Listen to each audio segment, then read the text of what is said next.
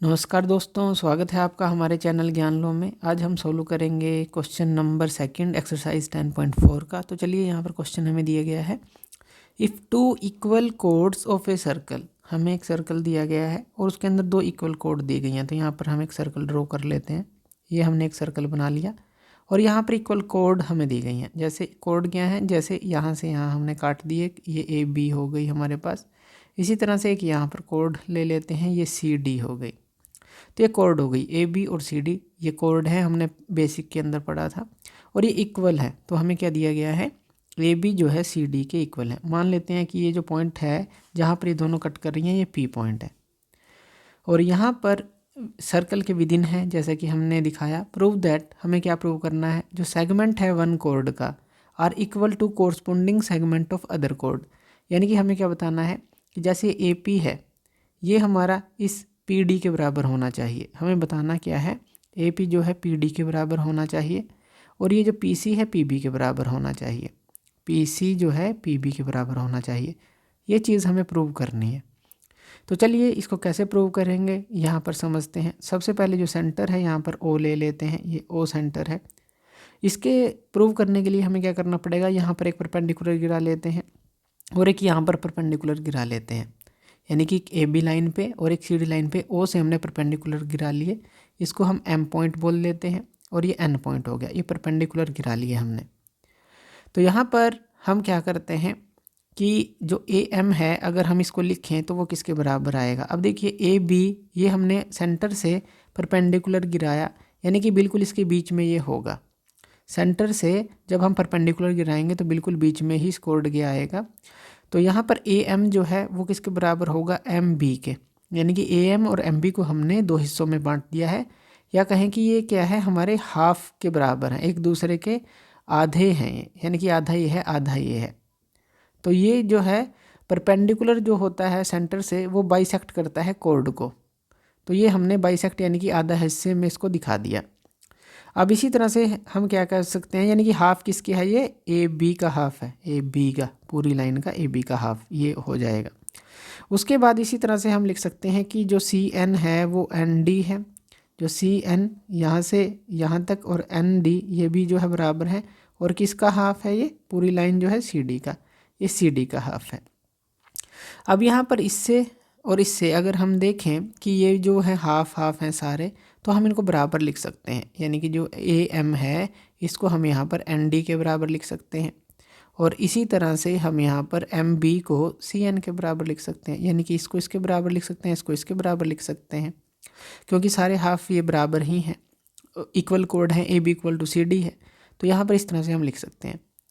अब यहाँ पर हम ट्रायंगल ले लेते हैं। एक तो हम ले लेते हैं ओ एम पी ट्रायंगल। अब देखिए, इसको हम ओ को यहाँ पी पर मिला देते हैं इस तरह से।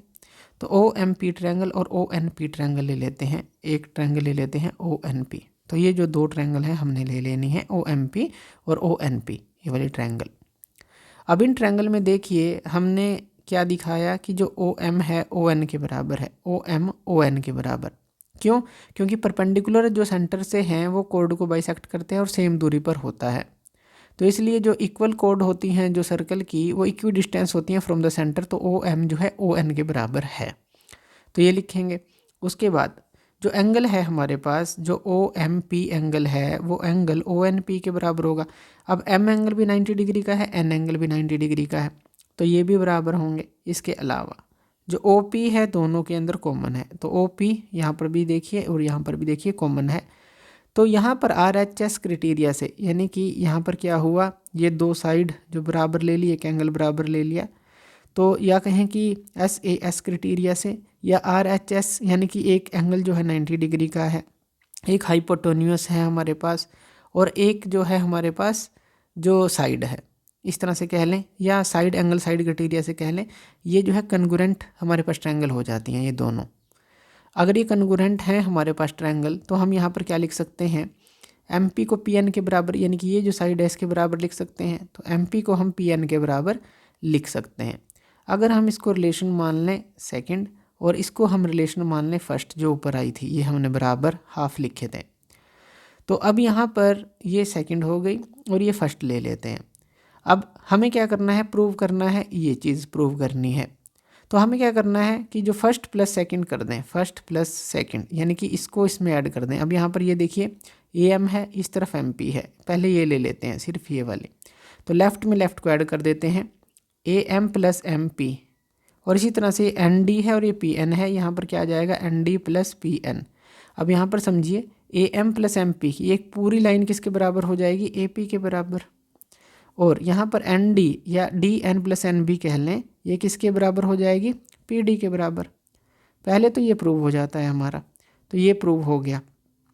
उसके बाद अब हम क्या करेंगे, सेकंड को जो है अब इस फर्स्ट में से माइनस कर देंगे। तो ये तो हमने फर्स्ट प्लस सेकंड किया, इसी तरह से हम क्या करते हैं, सेकंड माइनस फर्स्ट कर देते हैं।